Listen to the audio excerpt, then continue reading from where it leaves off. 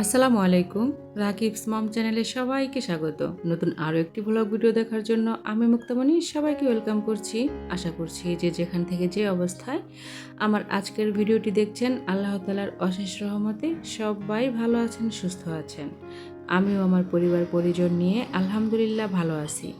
আজকে যে ভিডিওটি আপনাদের সাথে শেয়ার করতে চলেছি, এই ভিডিওটি আমার গত শুক্রবারের করা, তো সেই জন্য জুম্মা মোবারক জানিয়ে আজকের ভিডিওটি শুরু করছি।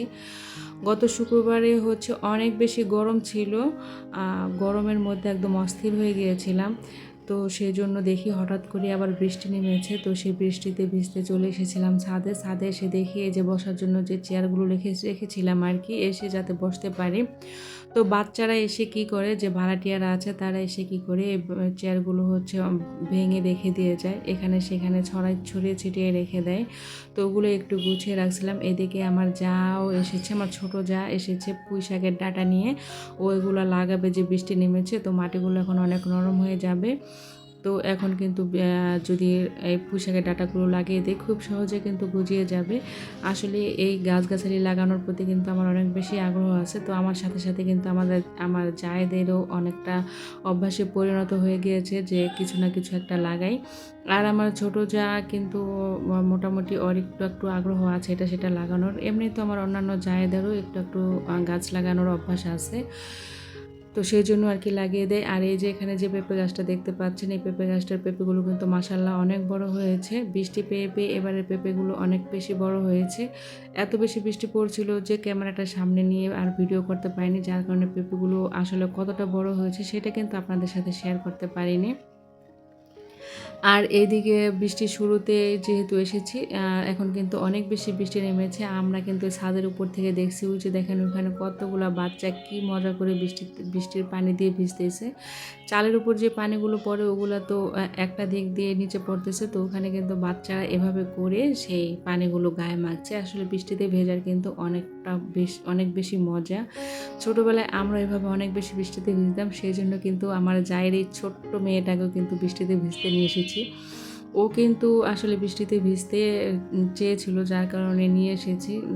আর বাচ্চাটা যেহেতু নিয়ে এসেছি সেই জন্য কিন্তু অনেক অল্প সময় বৃষ্টিতে ভিজে আমরা চলে এসেছি, যেহেতু আর ঠান্ডা লেগে যাওয়ার আবার সম্ভাবনা আছে। এসে কিন্তু বৃষ্টিতে ভিজার পর সাথে সাথে যদি আপনার নর্মাল পানি দিয়ে গোসল করা হয়, তাহলে কিন্তু বৃষ্টির পানিটা তত বেশি মানে কোনো সমস্যা, ঠান্ডা লাগা বা জ্বর আসার তেমন একটা থাকে না।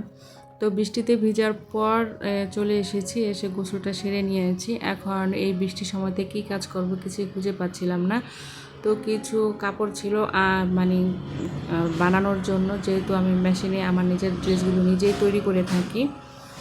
দেখেন নিচে কী যে অবস্থা, একটা গাড়ি এমনভাবে চলে যে ভয়েস দিতে এসেও শান্তি নেই। গাড়ির শব্দ, সমস্ত কিছু শব্দে একদম মাথা খারাপ হয়ে যায়। কখনোই ভয়েস দিয়ে শান্তি পাই না।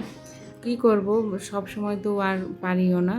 আর সেই জন্য ভয়েস দিতে দিতে আমার অনেক বেশি টাইম লেগে যায়। তো যাই হোক, যেটা বলছিলাম আর কি, তো বৃষ্টির সময় কী করব, সেই জন্য কিন্তু আমি আমার যে ড্রেসগুলো ছিল সেগুলো কেটে নিলাম। এক সময় দেখা যায় কেটে রাখলে অন্য একটা সময় বসে সেলাই করে নেওয়া যায়। তো এখন বসে 2-3 ছিট একসাথে কেটে রাখবো।